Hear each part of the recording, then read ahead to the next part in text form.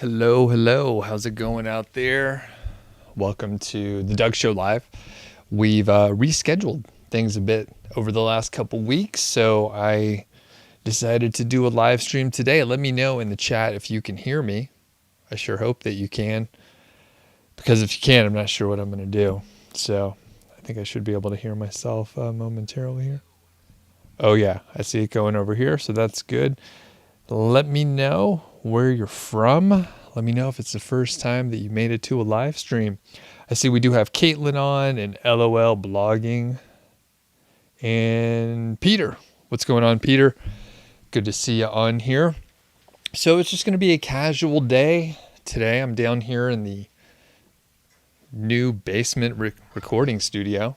And really, it's just the unfinished basement down here. I've thrown a rug out down here. You can't see it.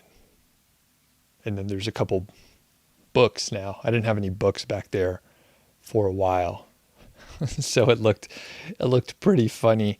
But we're making progress now. And that's good. I don't think I need the headphones anymore. I'm only hearing myself, which there's no benefit to that. So anyway, yeah, it's going to be a casual day. I'll answer questions, of course, as I do. And I'll tell stories. I'll tell you about what I've been up to the past couple of weeks. Now, I think a lot of the folks on here are probably on my email list. I know Peter is for a fact. And, there's a little celebrity in the audience, or a big celebrity in the audience, Matt Giovanisi over at Money Lab. So, yeah, I'll tell some stories. And the people who are on my email list know that I've been sort of out and about and out of the normal schedule. Took some time off, which is one of the luxuries of running your own business. You can take some time off and actually be honestly kind of sloppy in letting people know that you're out and just kind of let things fall where they may. It's kind of stressful, but as I do it more and more, it turns out it usually works out just fine.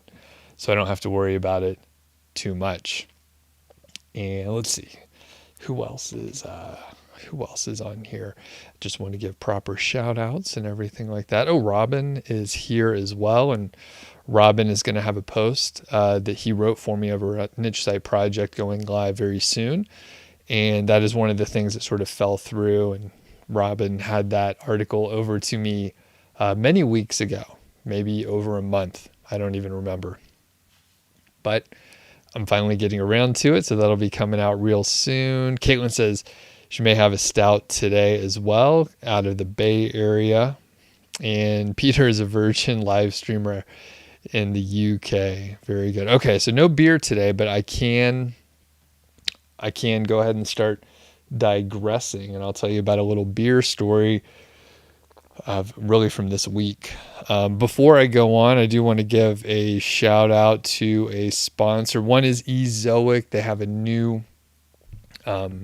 replacement for the old Site Speed Accelerator called Leap, and Leap will help your site load faster. It takes care of caching, CDN, a number of other things, image compression, all these other things that we try to do with plugins, and it does it all in one sort of tool, and you don't have different plugins and different tools trying to do the same thing. So it's not released yet. They're rolling it out slowly, and it's free. There's no paid or premium options. All the functionality is there for you if you're monetizing with Ezoic. So you can check out the link in the description here to learn a little bit more. There's a lot more details. And with the core web vitals and all the user experience shit going on, it'll be important to have a fast loading site, although that's pushed, and honestly, who knows when it's going to come out. But Ezoic is awesome. Go check them out. Let them know, even if you're not going to use their service in the short term, check out their blog. There's a lot of good content over there. And let them know that you appreciate sponsoring this show and these live streams. Okay, so now we'll talk about random stuff, beer. So this week, I have been judging the National Homebrew Competition beers, and it's been just fucking intense. It's crazy. So typically what happens is 8 different regions, maybe 12, several different regions. Judges get together, people send in their beers, and that's the first round, and people judge those beers, give feedback to the brewers, and it's a big deal. I mean, each location will have something like 800 or 1,000 beers.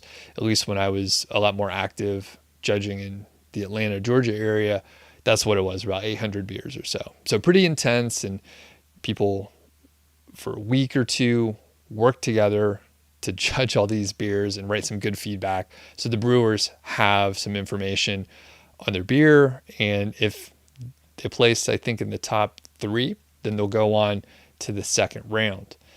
Well, with COVID, all that's changed. There's just one central location. So all the beers came to Louisville, Colorado, which just happens to be about 25 minutes away from where I live. People actually flew in from all over the country to judge. A lot of people, they had to focus on coming in for the weekend. So there's a couple more days of judging, but Monday through Wednesday, I showed up at about 8. We start drinking beer at about 8:30. We have about 1 ounce to 2 ounces of beer per sample. And like I said, it's intense. So on average, I had 50 different samples each day. Now, most of the time you could judge a beer with about 1 ounce. Sometimes you need a little bit more as you're having a discussion, maybe, and trying to figure out how to place the beers and who's moving on to the next round, all those details. So you're not drinking very much, but there's a lot of them, and you're starting at 8:30 in the morning. So you could imagine that it's it's fun, right? I'm drinking beer. I can't complain about that. But you're also filling out score sheets and drinking and tasting the beer in a critical way to evaluate it and let the brewer know what they did right, what they did wrong, and then you're trying to rank them. People spend a lot of time and a lot of money and resources on brewing the beers. So all the judges, they know it's really important to actually give good feedback to the brewer and pass on the best beers in those flights. We were judging at a rate something like 2 to 3 times faster than what you would normally do. So these are sort of like elite judges. These are some of the best. They weren't just trying to get, asses in the seats. You have to be able to show up and judge the beers quickly. Otherwise, it wrecks the whole day. So overall, had about 50 beers per day. Doing the math, you're having, 50 to, potentially 100 ounces of beer during the day. So kind of takes a toll, and it's very mentally draining because you're working pretty hard, about 3 hours straight, break for lunch, and another 3 hours or so. You get better over time, just like anything else, but very intense. Took a couple days off. I needed to catch up on some things, and I'll be joining back on Sunday for the last day of judging, which should be the later rounds, which makes it much, much easier. With the later rounds, you're not filling out the score sheets. You're getting the best of the best, and you're ranking them and figuring out which ones to push forward. But really cool event, and I'm glad that it was close by, so it was easy for me to help and help judge all those beers. So that's one thing that I've been up to. All right. We also have a Goggle account. David, what's going on? And Caitlin says that she's heading to the beer store later, or the beverage store later today, and have a recommendation on something that you should try. Oh, let me think about that. And if Matt has any recommendations, Caitlin is up for that too. And Arthur is on. Yeah, I'll think about specific recommendations. Well, you know what? I'll give you one. I love Belgian beers. And one of the favorite beers that I had over this last couple days with judging was a Belgian Golden Strong. This sort of signature and classic example of a Golden Strong is Duvel. So Duvel is one of the best, very light, has a great phenolic aroma and some good fruity esters as well. It's like pear and apple, and it's really refreshing. High alcohol too. I think they have a lower gravity version, so you're not drinking 8.5%, but the regular is 8.5%. You can't even tell. Tastes great on a warm day. I don't know if it's warm where you're at, but it's kind of warm and sunny here in the Boulder County area. So that's one. And then if you're in California, which, yeah, you said you're in the Bay Area, so you actually can get, some fantastic beers. Russian River has a Damnation, which is one of my favorites, another Golden Strong. So if you can find that one, get them both. Why not get them both? All right. And I'll talk a little bit more about beer later, especially if people want to hear about it. I mean, I'll still talk about it anyway, probably. But if you want to hear about it, that's good. All right. And Aaron says I should be outside, not doing a Q&A. Yeah. So I'll come back to that, because yesterday I just went out hiking. Just had a fun time. So if people have questions, by the way, you can start typing them in. Let me know, even if it's beer recommendations or whatever. We can talk about whatever. So let's see. Did I have another? Oh, one little update. So I'm doing this site growth case study. I've blogged about it. I think I have like 3 or 4 posts out there and occasional video updates. But quick note, I just got more content from brand builders who I'm working with on this project. So they are drafting those articles in WordPress for me. I have my VA take a look at them, do some grammar things, do some internal linking, a couple other things, and then she'll publish them. So at this point in time, we've had a couple rounds of publishing, and it looked like there was a little uptick in the impressions for a few weeks. There isn't additional traffic. It doesn't look like there's any additional sales at this point. So I am hopeful that those are sort of in a like mini sandbox and they will take off here pretty soon. I will take a look and make sure those are properly internally linked, to make sure there's no keyword stuffing or any kind of odd thing that can happen occasionally if you're working with a content company. And at this point in time, like I said, things are sort of static, and I've been looking year over year to see if there are, if it's grown from last year to this year. Now, people might remember that around this time last year, there was a little pandemic hitting, and a lot of web traffic went up dramatically. So kind of across the board for all of my sites, I saw traffic go up right around this mid to late April time frame, and then it sort of dropped back down. I can't remember, maybe like mid-May or so. So when I was comparing all the way through Q1 from 2021 to 2020, traffic was up pretty dramatically. Earnings were up, really corresponding with the traffic from Q1 this year versus last year. So that was great to see. Once I got to April, I saw that last year picked up quite a bit, and we're sort of static where we are right now this year. So I'm going to probably do another blog update in the next week or so I can share some more information, share some graphs, but I did want to give a quick update. Like I said, I'm working with brand builders on that, and there probably should be a link in the description for it, or you can just go to nichesiteproject.com. Hopefully you're already on the email list, but if not, you can sign up. And if you look at the blog section, you'll notice some of those site growth case study updates, so you can kind of follow along from the beginning. And hopefully we'll see a bit of a uptick in traffic and earnings. Sometimes it takes a little while after you publish something, but this site's been around for a little while. The interesting thing is there's hardly any links to it. I think there may be like 10 or something. They're just natural links. So there's been no link building. Honestly, I don't even know if there are social profiles for it. I think there might be 1 or 2. But anyway, want to give you an update on that and make sure I covered anything. Got some new content, no noticeable growth, and yeah, let's move on. Let's see what kind of questions we have here. All right, Arthur says, what is the future of Amazon affiliate? Should we invest in it, buy a site or not after this Google product update? All right.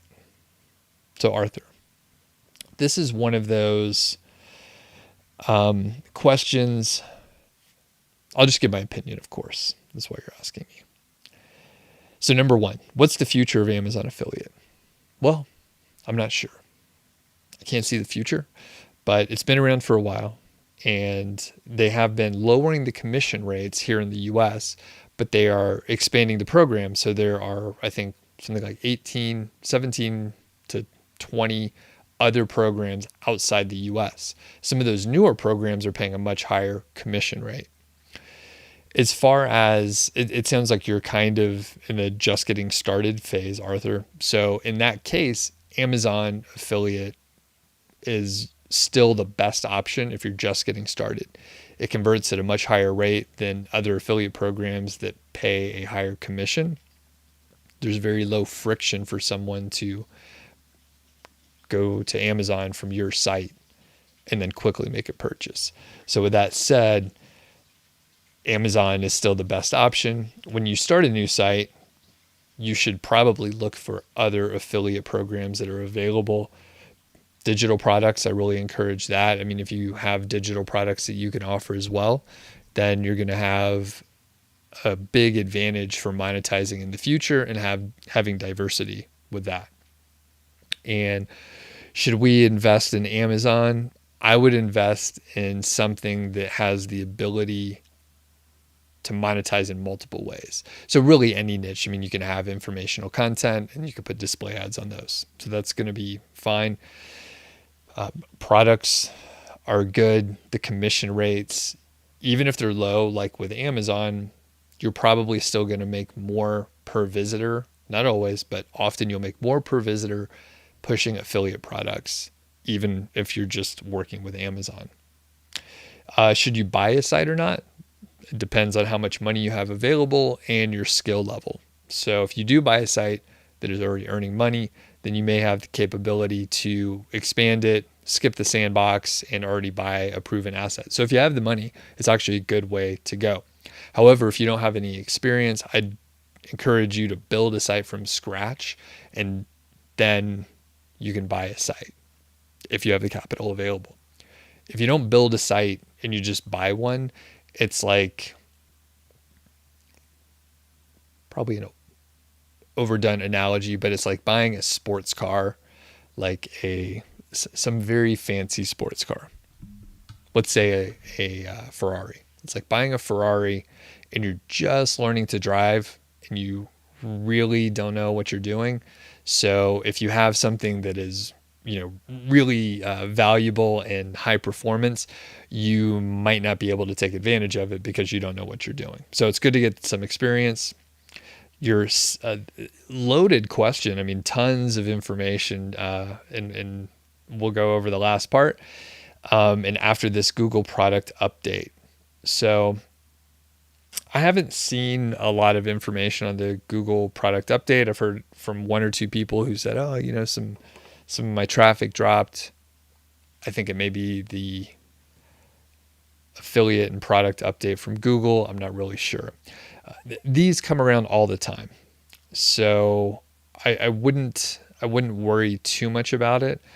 I think if you have well-written original content, you'll be able to stand out, especially if you have some perhaps unique images and stuff like that. So that said, I wouldn't hang everything up after the Google product update. And Arthur, actually, I'll turn it around on you.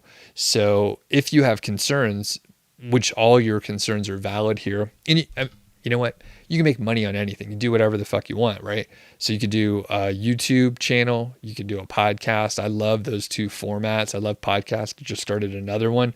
And you could do drop shipping. You could do online courses. You could do Kindle publishing. Throw in more stuff. You do other e-commerce sort of things that are not drop shipping. So it's unlimited. Each one of them has their flaws. Some of them are going to be easier to start. Some of them are going to have more growth potential. And you probably have some specific skills around areas, and you should focus on those. If you haven't started anything, then you have a completely open set of options. So it can be difficult. But if you are concerned about all the things that you mentioned, then maybe you shouldn't do the web publishing route. Maybe you should do something a little bit different where you have the ability to run ads to your e-commerce shop and just sell, drop shipping products. So whatever you identify with is like more interesting. Maybe you want to do like white label products that you could sell on Amazon using FBA. So that's a whole other option. All of them are valid. All of them can work.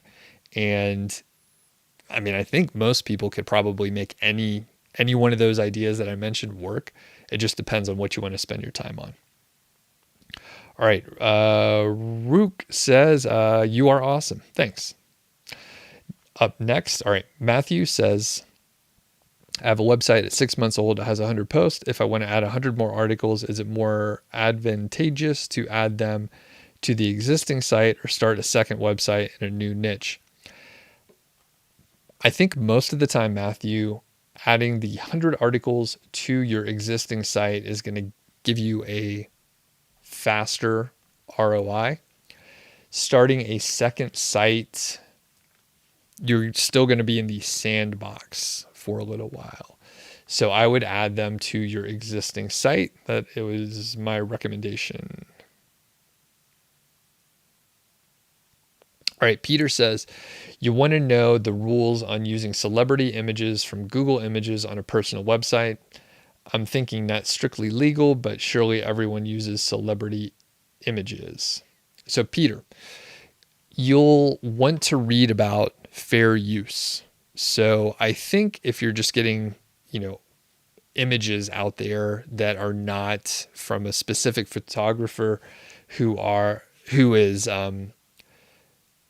policing their images, you're probably going to be okay, especially if you credit their specific site and link back to the source. And you could observe this on so many websites out there. Even news websites will grab an image or some video from some other website, they credit it, and you can think of it, let's say a YouTube video. Probably not this one because it doesn't have any kind of cultural interest. It's just me talking in my basement. But let's say there's some cool thing that I video. Let's say I video a UFO out here over Long's Peak. It's pretty cool. I publish it on my YouTube channel, gets a shitload of views, and it goes viral. Then news organizations across the world will just take the video from YouTube and say, credit Doug Cunnington.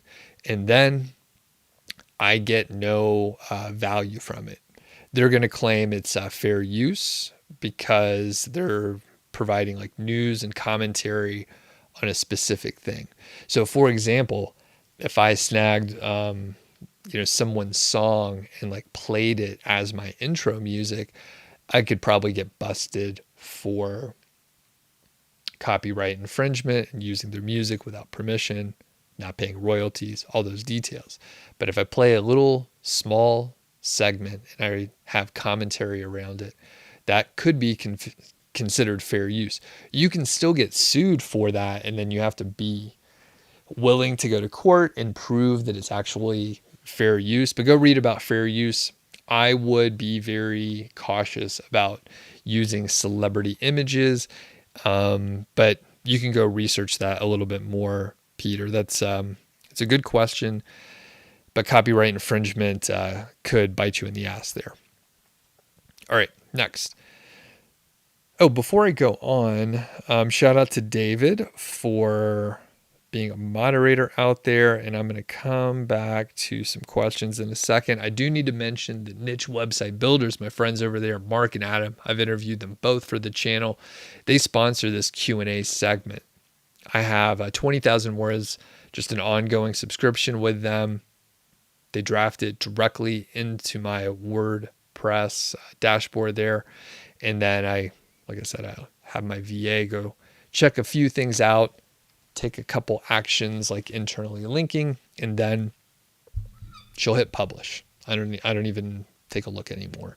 So niche website builders, check them out. You can get 10% more content if you order through my affiliate link, or if you get one of their many link building packages, you could save 10%. And I have a Shotgun Skyscraper campaign that I've been working with them on for a lot of months now. So I think I am probably getting close to over 100 backlinks from that campaign, which is pretty awesome. Fairly competitive niche, so hopefully I'll be able to share a little bit more info about that specific campaign and the results that I'm seeing on the site. Back to the questions, and remember, niche website builders, they sponsor this segment. All right, CJ says, do I know of ways to add more value to an affiliate product or to increase more conversions? Yeah. So you can add more detail on the specific features of a product. I would encourage you to download and check out the user manual from the manufacturer. Typically, those are free. You just go to the website. They'll have FAQs in there. They'll have a lot of details about all the features from that specific product, and sometimes like a troubleshooting section. So that's a great way to just go directly to the manufacturer and get great information there. As far as increasing conversions, I mean, there's a ton of ways to do it, and I advise you to go to nichesiteproject.com. There's a whole FAQ section /FAQ, and I talk about conversions and a few things that you could do to improve them. One thing, the most common mistake that I see is people will just, I got to get my coffee over here. People will just put their affiliate links like halfway through or further. So make sure you have an affiliate link closer to the top. You don't have to have like a huge feature box and all a big table or anything. You can just have one line that says, my favorite is the Zoom P4 pod track because it's inexpensive and it has 4 XLR inputs. Something basic like that. So make sure you have affiliate links early on.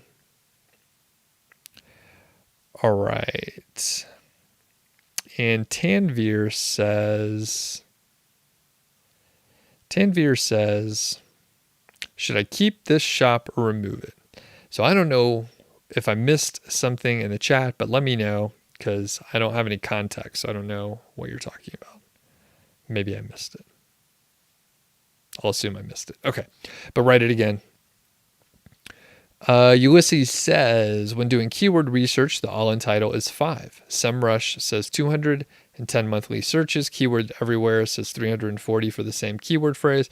Can I give it a go despite the discrepancy between two tools? The answer is yes. You can go for it. David says, I have a site that was growing in domain authority on Moz, and the last time I checked, it wasn't ranked at all. It only had like a 13, but it had backlinks and whatnot. Any idea why it dropped off?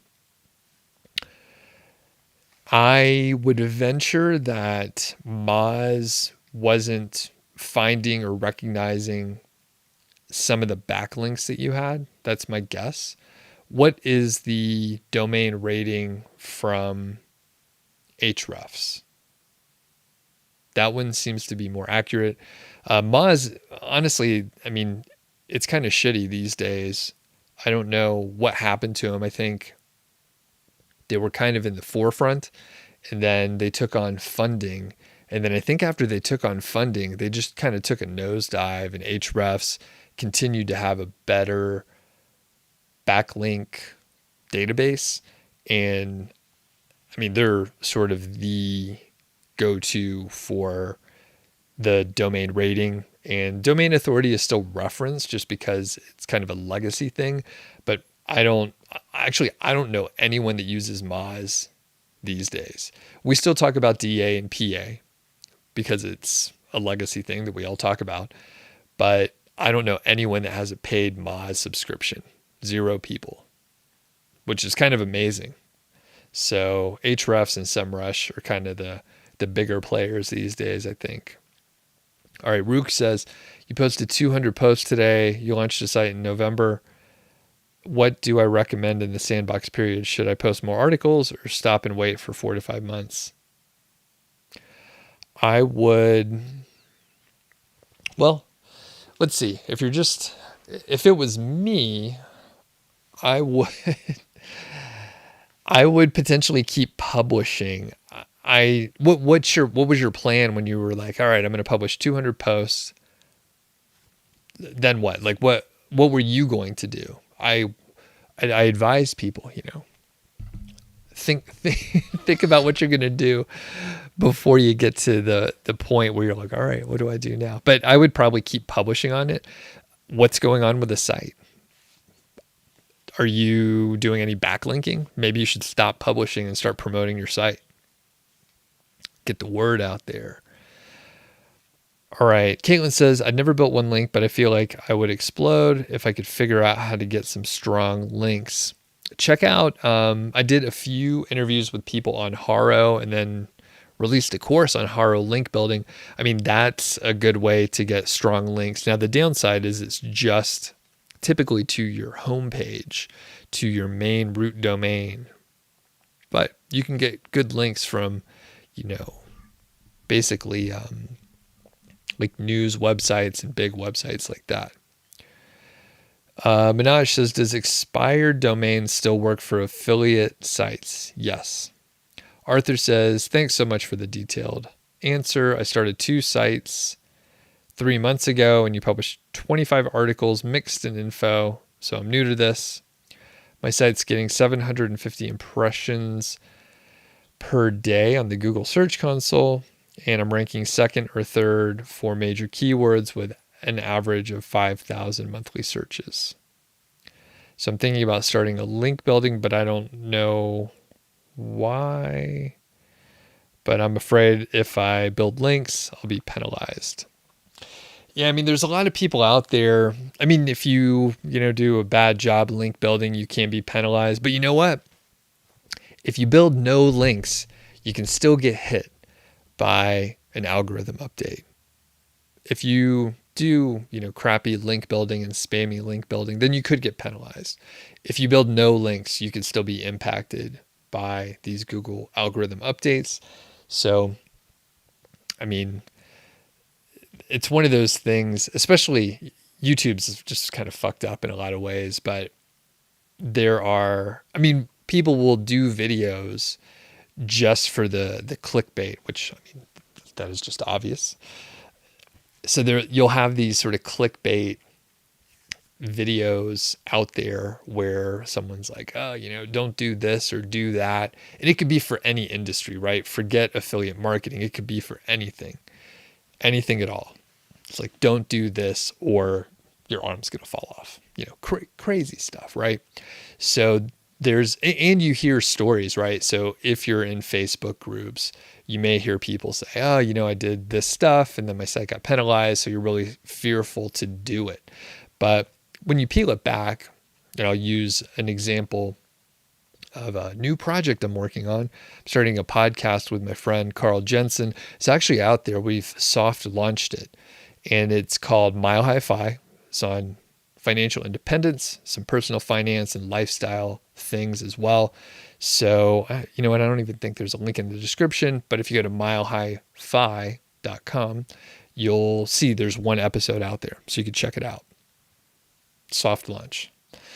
The point is, we have been around the internet for a while. I have my own things going on at Niche Site Project, this channel, another podcast. I've known, or I know a lot of people, and I've been doing internet marketing for a while. Carl has been blogging in the personal finance and financial independence world for about the same amount of time. So we have like completely different people that we know. We have this brand new website and a brand new podcast. Guess what? We're going to be able to get links to it from some pretty big websites fast. So once we launch, I mean, we just got the domain name, maybe a couple months ago, not even a couple months ago. And we're going to launch, we're going to have a few podcast posts out there, and we're going to be able to get links from big bloggers because we know them, because we built relationships for a lot of years. So with that said, we're going to go out and build links with our friends and our peers and people in the industry. And I don't think we're going to get penalized. I think we're going to get great links and some good traffic, and people are going to think, oh, that's a cool podcast that we want to listen to. That's the hope anyway. But the point is, right, if you're thinking, hey, I'm going to do some link building and promotion for my site and I'm going to get penalized. I mean, if you do a bad job, yes, totally possible. If you do a good job, you might still lose with the next algorithm update. But if you're networking with people in your industry and you're in front of the right audience that actually cares about the things that you're talking about, there's no issue. And who cares if Google doesn't like that link for a little while? If you're actually getting traffic, like hopefully Carl and I will be getting traffic through some of the links that we have, it'll work out in our favor in the long run. And actually, all right, I'm getting a little behind on the chat, so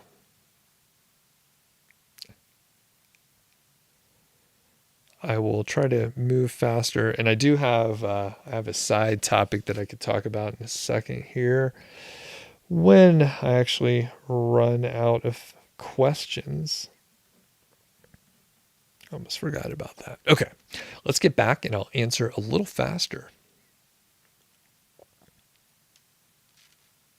Okay, I think I skipped a few when I was...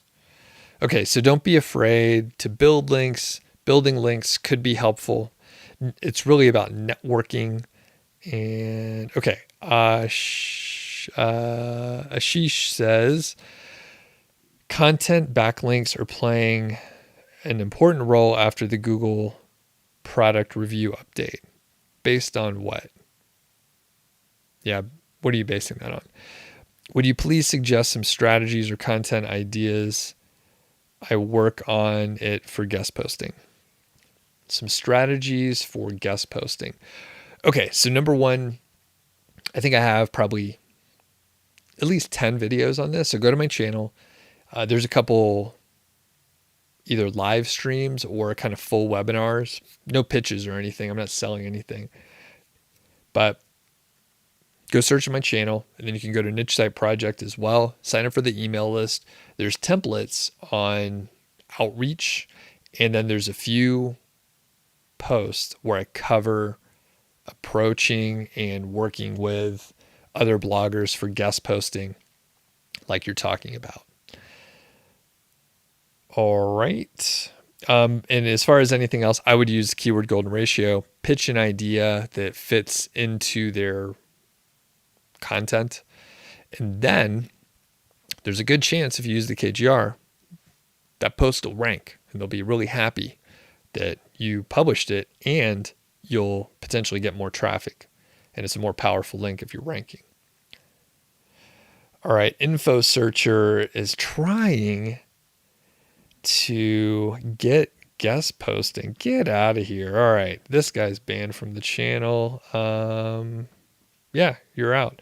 So Info Searcher, get out of here. All right. Hey, Buddy Sculpt.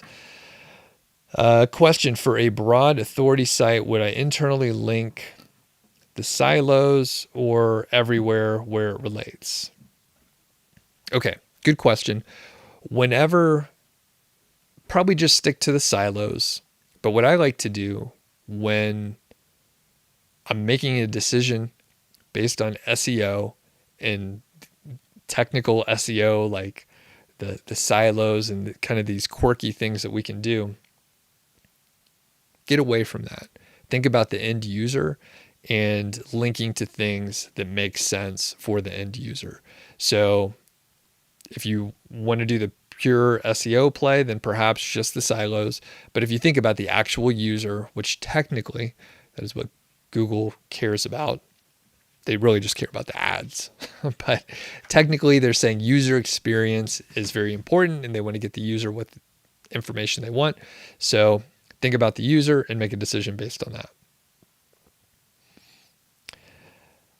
Arthur says, I have more questions about an expired domain relevant to my niche, and I redirected it to my site. Does it help in ranking?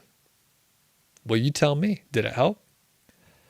I mean, that's what matters. So it could help if you buy another site or you buy an age domain or you buy an expired domain, it might help. So you tell me, did it help in your site or not? Rook says Ahrefs is useful for 0 to 3 low difficulty keywords under 250 searches. In this case, should I ran all Untitled to check competition manually or skip this KGR checking process or trust Ahrefs? It's totally up to you. You're considering the right things. I find Ahrefs is not very accurate with a low keyword difficulty. I think you could find examples where it's very accurate, and then you can find examples where it's not accurate at all. So it's totally up to you. And like I said, you're looking at the right pieces. So I encourage you to publish and test and see how it works out for you. Vishal says, my site is 10 months old and it's ranking, you're getting sales, but you have a bounce rate of 87. How can you reduce it? Well, I would also look at your traffic, and it's possible that there's some bots in there that are just on your site for like 0 to 1 second or so. So potentially filter out those very low, the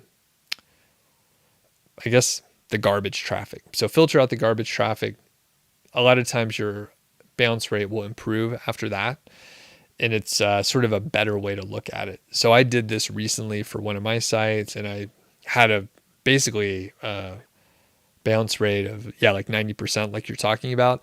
I filtered out some of the garbage traffic, which was unfortunately I think it was like 25 or 30%. And then my bounce rate was really good after that. So it's just a different way to look at it, and actually makes a lot more sense to me. As far as reducing the bounce rate, encourage people to click over more on your site and interact more with your site. So you can internally link, try to get them over. But the thing is, right, if you're trying to make affiliate sales, you don't want to send someone over to another post where they're distracted from the thing that they were actually looking up. So you have to balance that. All right. And okay, I think Matt from Money Lab is trolling me. He says, is affiliate marketing with SEO dying? Google releases the new product review update and introduces the shopping tab. Probably. I think everything's dying now. I mean, we're all slowly dying after all. It just got very real, huh? Let's get some coffee here.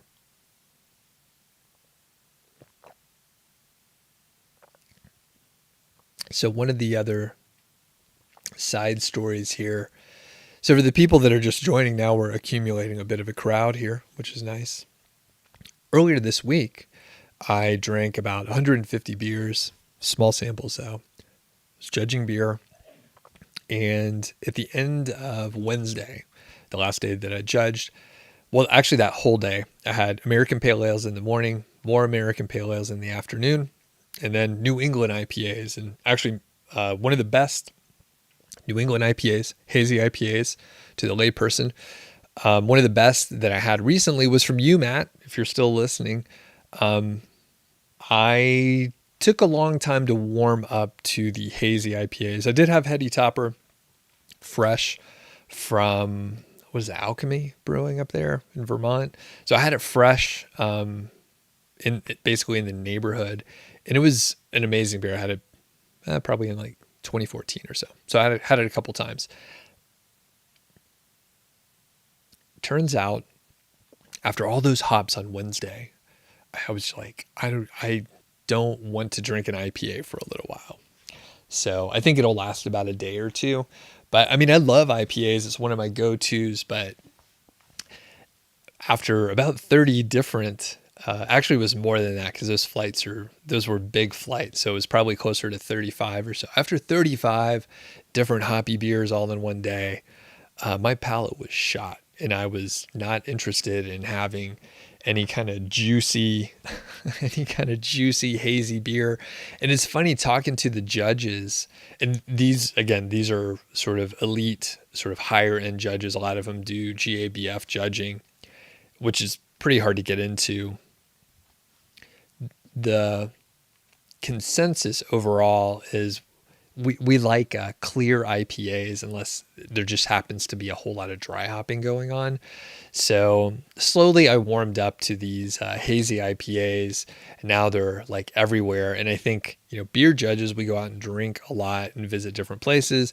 And the story over and over again with 15 people that I talked to was, you go into a beer bar and maybe even a specific brewery, and half or more of the beers are like some kind of hazy IPA, and we're just a little sick of it. So yesterday I went out hiking with some other people with flexible schedules, and folks that, we go out hiking on Thursdays. Some people are retired. Actually, 3 people were retired. I'm doing some work, and then another guy was doing some work. And I'm probably going to be interviewing, or Carl and I are going to be interviewing some of those guys for our podcast, Mile High Fi, coming up soon. But we went to a brewery after we hiked down in Golden, which is the home of Coors Brewing Company. And I got an alt beer. So for the people that don't know, it's an amber, right? So it's a German amber, and it's sort of like, I think it's one of the hybrid. So it's on the edge of like a lager and an ale. And I think you can technically brew it with a lager yeast, but a lot of times it's ale just at a low temperature. Anyway, it was an awesome, I just wanted a beer flavored beer, not guava or pina colada or whatever other kind of stuff they were putting in there. I eventually tried a couple other things too, but there's so many, there's so many things going on, and sometimes you just want a beer flavored beer, and the alt beer was pretty fucking good.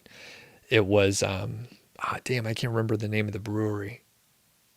It may come back to me, but they won a gold medal, I think in 2018 for the alt beer category. So someone can potentially look that up. And that was a GABF. Okay. Minaj says, what kinds of links should I do for a new affiliate site? I would, number one, make sure you have your social profile set up so you can link from there. And I would look for guest posting opportunities, potentially. Shotgun Skyscraper campaigns are great. Our friends at Niche Website Builders can hook you up with that. Okay. The chat jumps around here on my machine, so I lose my spot every time. Vishal says, if I make a content cluster of affiliate articles in the format of best X for Y and interlink them together, can I rank for them? My site is 17 without doing any link building. Can I rank for them? Well, it depends on the competition. So technically the answer is yes. Can it be done? Yes. Will your site do it? I have no clue. You only know afterwards. It's literally impossible to answer that question. My site is 10 months old and has 60 plus articles in the DR17. Yeah. I don't know. No one can actually answer that question. It's impossible. Mark, what's up? You love the videos, especially the ones on researching and writing content. Any more of those coming?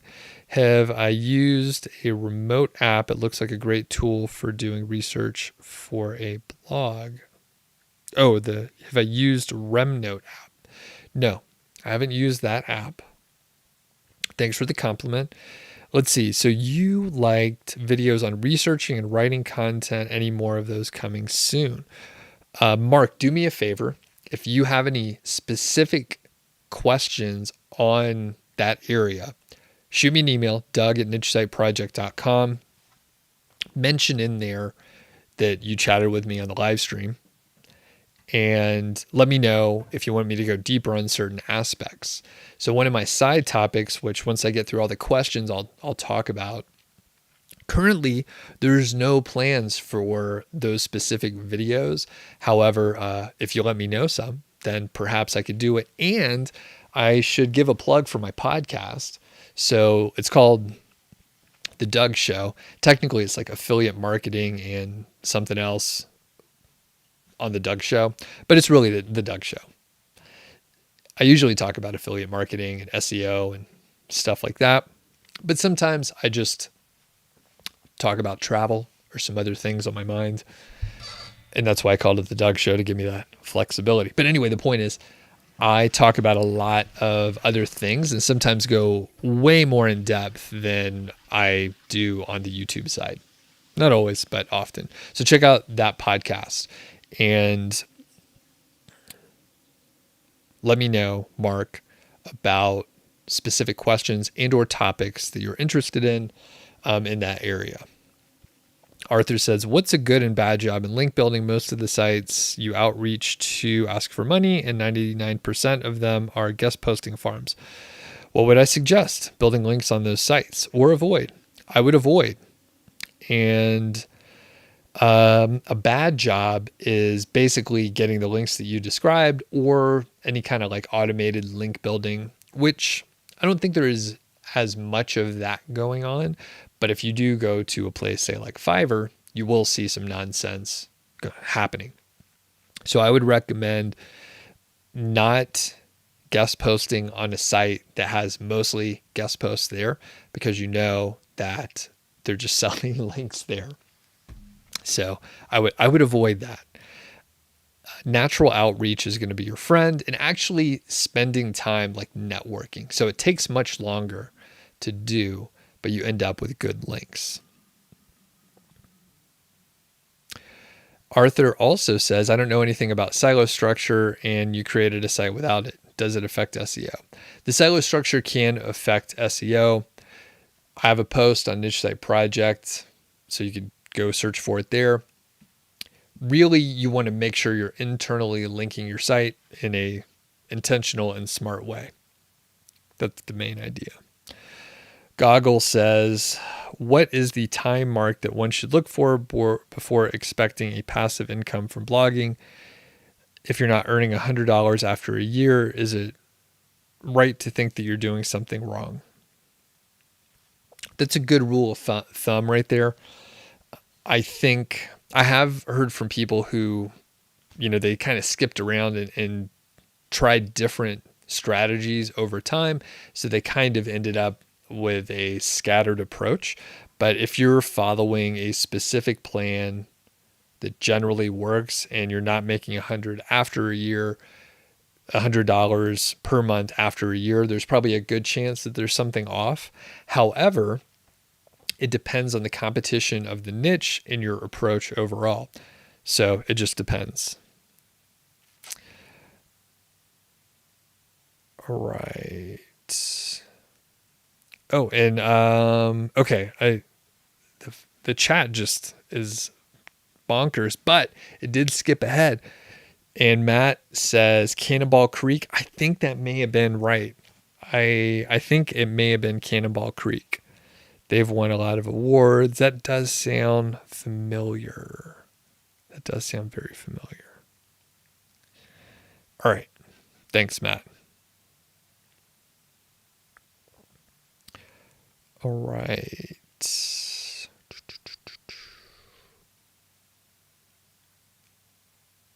Lost my spot completely. All right, I'm finding it though.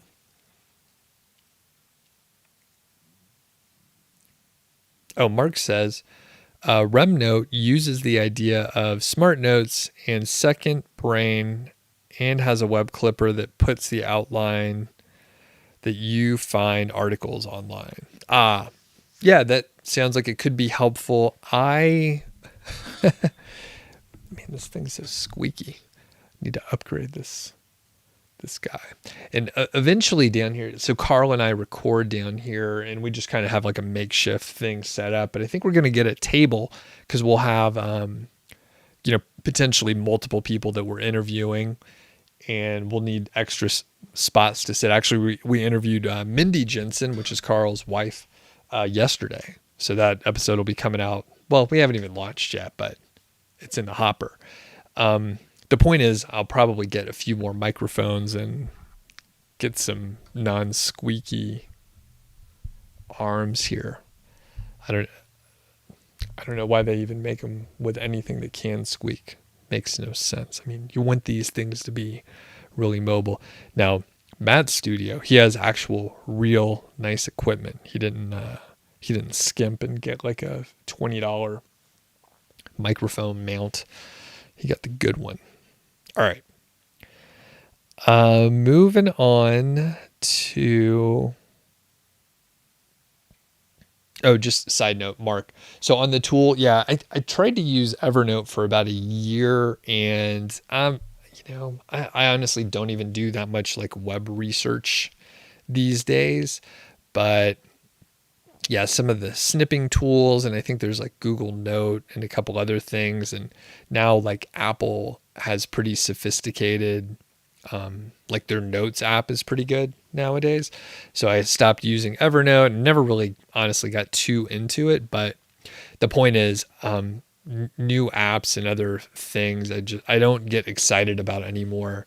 Usually I'm just thinking, oh man, I just want to get away from my laptop and not be inside when I go do something else. So, but people perhaps could check out Remnote. Michael says, your podcast keeps me going. Thank you for saying that. I got accepted to Avant Link with no traffic and 16 articles and 10 pages. Where would you put your marketing energy to get some sales first and second? Publish more content. So 16 articles and 10 pages. I mean, that is just a good start. So publish more content first and second. Robert says, hey, Doug, thanks for everything you do. Oh, you're welcome. The channel's helpful, plus no fluff and no BS, which is great. Keep up the good work. Thanks. Yeah, I try not to have the BS. And all right, going faster. Yeah. And Matt says, no springs. You got to avoid the springs in the boom arm. Yeah. I don't know why. I mean, yeah. It was much cheaper. I bought it a while back. And that's one of the problems. I mean, I learn, right? So sometimes you're like, I don't want to get the $200 boom arm. This one seems like it'll be good enough. And then you get the cheap one. You're like, goddamn. So kind of sucks. And all over the place. Matt, did you get a new guitar yet? All right, I'm not going to touch it anymore. I learned my lesson. Goggle says, what's my views on Google increasing your site's impressions for different terms, being a bigger factor for increasing page views than just a site ranking on Google? I'm not sure I follow. Let me read it one more time. What are my views on Google increasing your site's impressions for different terms, being a bigger factor for increasing page views than just a site ranking on Google? Can you rephrase that? I know all those words and it is actually grammatically correct, but I have no context or framing for what you're asking. So I don't even know how those are related. Alone says, how many sites do I currently manage? Thanks for all the value. Like 4, something like that. 4. And I kind of want to sell some of the ones I'm neglecting too. Vishal says, how can I filter the garbage bot traffic to know my actual bounce rate? Basically, you set up filters in Google Analytics. So you could do that in your particular view that you're looking at and segment those out, sort of like when you're testing it. And then you could set up a permanent filter to not count that traffic anymore. So it's just simple filters in Google Analytics.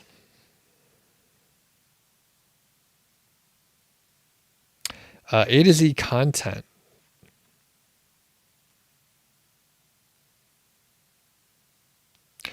Okay, so I'll read it. Please answer in one word and tell me why do I need to go to the second page and to check all entitled, because sometimes it shows 70 in the first page, but 20 appears when we go to the second page. Okay. How the hell am I supposed to answer that in one word? So you answer that for me, and then I'll maybe answer your question. Goggle says, how can one deal with negative SEO if something that happens, it's not usual at all, right? It's actually pretty usual. It's usually on like a small scale. You may not even notice it. Oh, sorry. I thought it's not very common. You're right. Spammy links that show up on your backlink profile are pretty common, but they don't necessarily correlate. They aren't necessarily negative SEO. So what do you do with negative SEO? You would disavow those links. That's what you do. Oh, and Matt says you did get a Fender Nocaster from Wildwood. You met the owner last Saturday and played 8 different Telecasters. Congrats. I'll be excited to see that soon. Pretty awesome. Pretty awesome. And Nathan says WD-40 will fix it right up. It probably, I'll have to like hose the whole thing down, but I won't touch it anymore. All right. Very cool. Yeah, and I bought, for the people that care, I bought a Gibson LG2. It's a parlor acoustic guitar from Wildwood. Really nice shop, although we couldn't go inside. I don't know, Matt, if you were able to go inside, but I played a few guitars outside before I bought it. And I have been working for like a month straight on some like fingerstyle stuff, so I'm actually getting a little bit better. It was excruciating at the beginning because I have not done much fingerstyle, so it was really hard to get all the fingers rolling and actually picking and doing what I intended. Okay, so A to Z content. Let me know if you have a follow-up on how I could possibly answer that in one word. And in the meantime,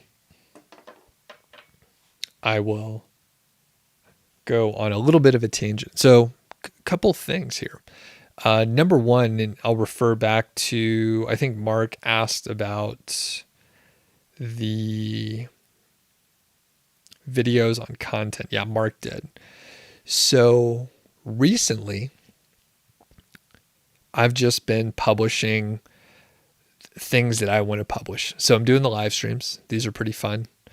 And then I will occasionally publish like a little update here and there.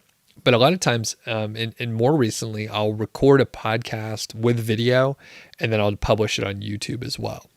So I'm really just publishing the stuff that I want to publish.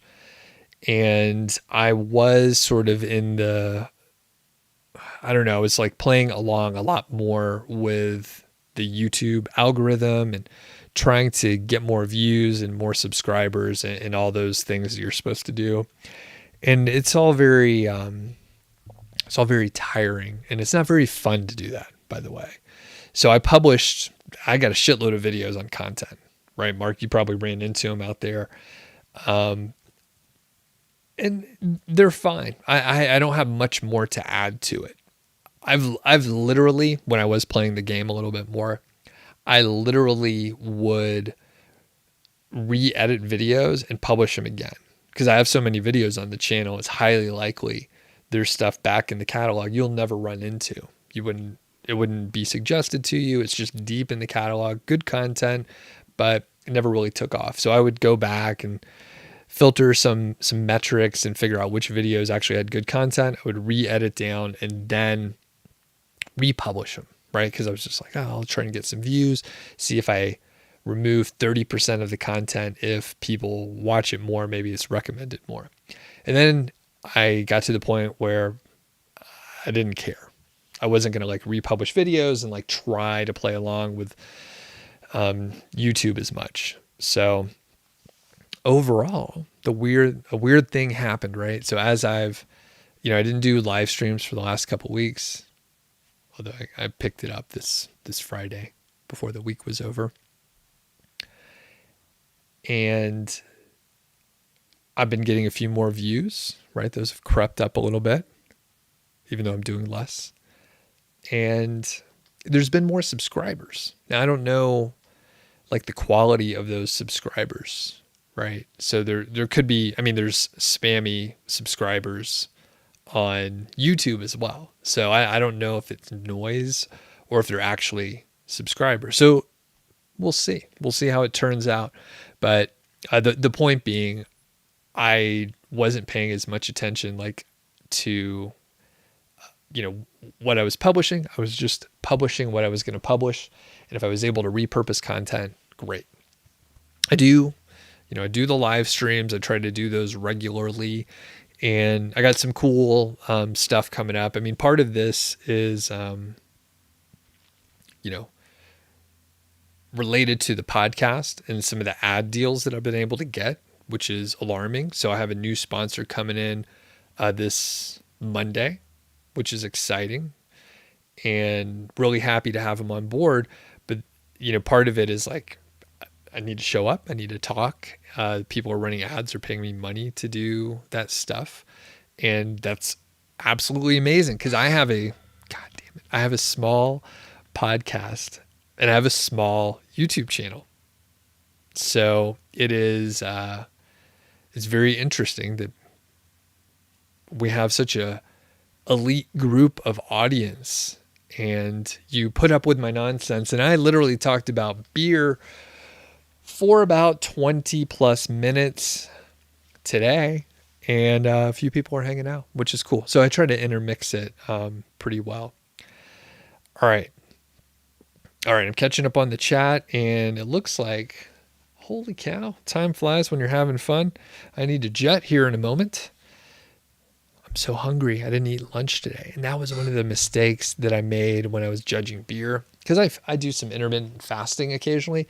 And turns out, if you're fasting and you're just drinking beer in the morning, I don't know. It's you don't have to drink as much. Number one, kind of hits you a little harder. All right. Alone says, what's a day in the life look like for you? I'll come back to that in a second. Oh, Matt, I don't know if I'm going to the happy hour today. Are you going? If you're going, maybe I'll swing by. What time? What time are you going, Matt? Or you can shoot me a text too in a few minutes here. All right. Let's wind it down.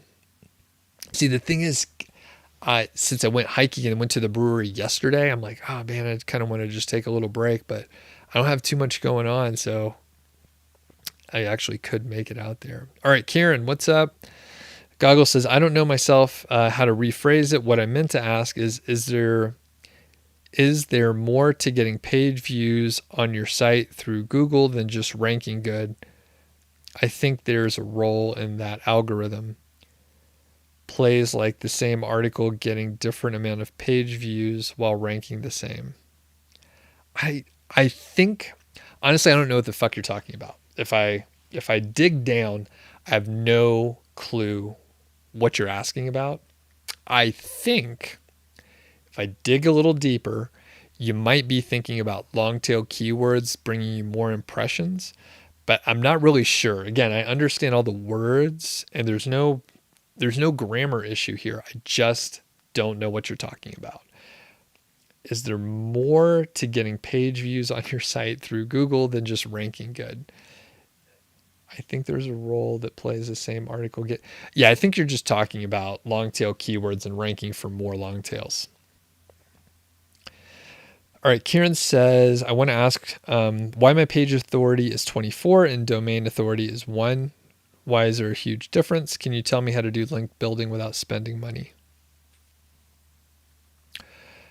Number one, go to Moz and read about the difference between the page authority and the domain authority. That should clear it up a little bit for you.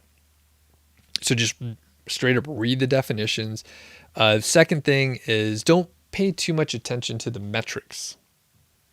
I wanted to move the microphone again. I have to cough here. I think I can. Which one is plugged in?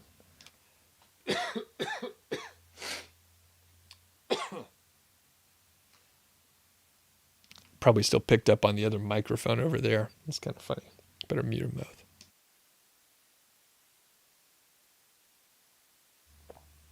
All right. So don't worry too much about metrics. How do you do link building without spending money? You have to spend time networking with people. If you're trying to guest post, if you just send emails out, they will likely ask for money. You could also do like forum link building. That's probably something you could look up. Actually, I don't know if there's a great video on that. If someone is a YouTuber, you could probably do a series of videos on like forum link building and get a lot of views from it. So that's a free tip for any YouTubers out there. Oh, and Salf says, thanks. I've been waiting for the stream. You're welcome. I'm glad you could make it. Unfortunately, I'm going to pack up in a minute. We've been going strong here for about an hour. Goggle says, I see one of my pages getting 50 views a week, and then it gets less than 10 views while having the same ranking. I don't know. Yeah, Nathan, you're right. I got to quit the squeaking. Usually I have the just mic stand sitting right here, and it's no big deal. But yeah, this is here right now. All right, A to Z Content says, I think we should go to the second page because I think cache or something like that. Let me know your answer.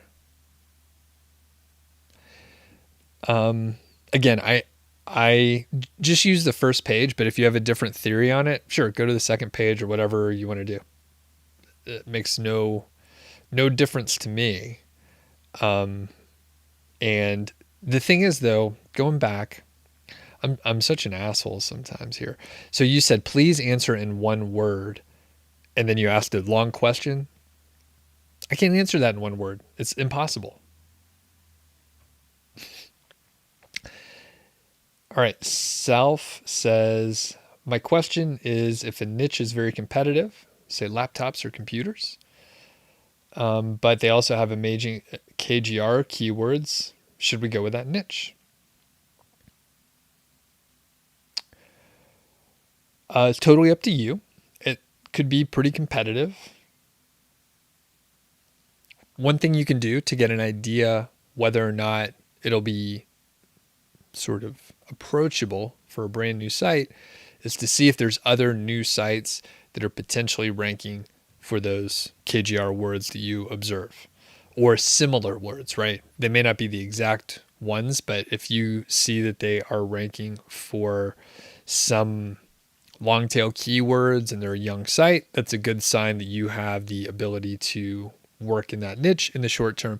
The other thing is everyone wants like the quick fix, and everyone is like, all right, what's the fastest way I can hit 10K per month in 3 months with the least effort, without spending money, all the nonsense.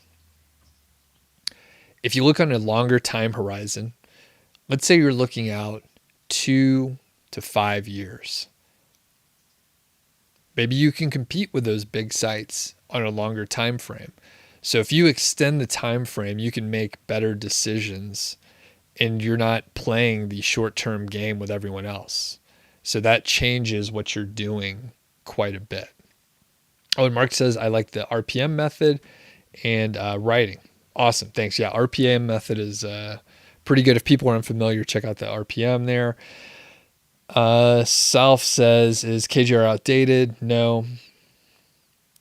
Harshit says, I've been approved for Google News and I've been publishing good content and have never appeared in the highlights or the newsstand. There are others like me too. Interesting.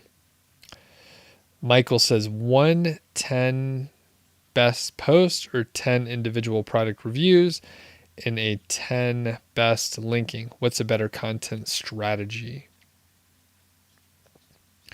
I would typically go for the former, the 10 best post only.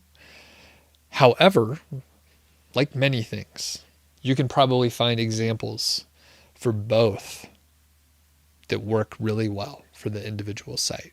I usually don't publish individual reviews But I've seen that work really well on some sites, and especially for obscure model names, like you may rank really well for those reviews just because they're very specific. So it's worth testing, and I would encourage you to do that to see what works best for you. And Salf says, what if I target KGR-based website to outrank them?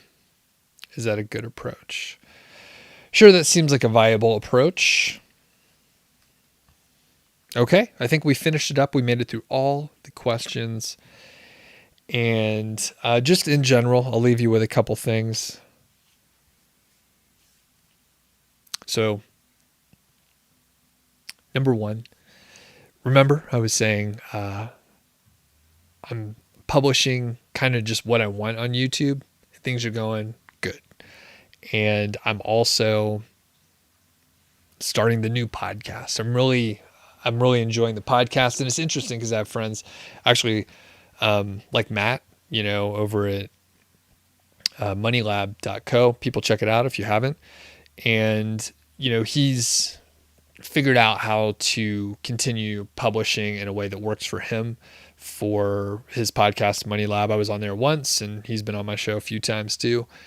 And then there's some other big podcasts where people just, they're sort of done with it and they're not publishing anymore. And it's so crazy. I had actually a friend back in Bozeman, and he was podcasting since I think like 2007 or something. And he had hundreds of shows when I met him in 2014 or 2015 rather.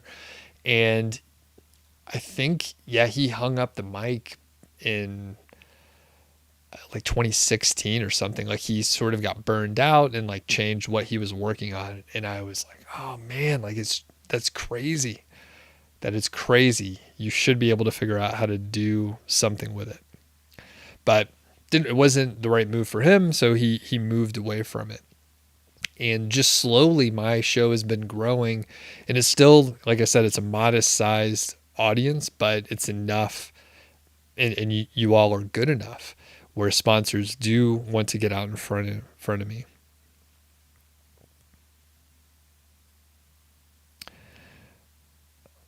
All right, and Harshit says, what should I do? Are there any suggestions for the Google News stuff? I don't know anything about it, so I can't help you there. Sorry about that. Mark says, what's the best way to contact you? It's Doug@nichesiteproject.com. And here, everyone, do yourself a favor. If you have not signed up for my email list, go to nichesiteproject.com, click the green button, enter your name and email, and then I'll send you an email and you'll have my email address and you can just reply back.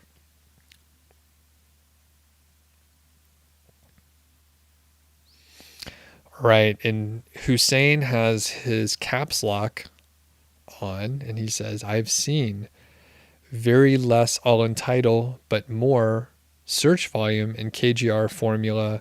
It's showing only 0.011. So I can work with this kind of keyword. All right. So number one, turn off your caps lock. It's like you're yelling at me. There's no need for it. You've seen very less all in title, but more search volume in KGR formula is showing 0.11. Can I go for this keyword? Yeah, you can. I think what you're saying is you're ignoring the specific criteria for the search volume of a max of 250. So I would follow that, but you're saying, can you work with the keyword? And the answer, my friends, like always, is yes, you can do whatever you want. So if you want to go after higher volume keywords, that is totally up to you. That is fine with me. I share the keyword golden ratio so that you can, use the formula. But if you want to ignore certain pieces of it, that is up to you. If you want to look on the second page, like the person before who said, I think there's a caching issue and I want to go to the second page, go to the second page. You can go to the last page if you want to. I advise you to just look on the first page. That's what I do. But if you want to look in some other page, then that's absolutely fine. I'm not here to tell you which page to look on, but if you check out the playlist of the keyword golden ratio that I released in December. All new videos, up to date, new, sexier camera, and all those details. And it's a little bit cleaner and more concise. There's no fluff in those videos. I just go really fast. So if you're curious on the specifics and you think, hey, I'm not really sure if I should go for this keyword, go watch those 7 videos again, and it should clear up any of your confusion. So I think that's it for the day. I forgot my mouse, so I have to come over here to turn it off. But have a good weekend, and we'll see you next week.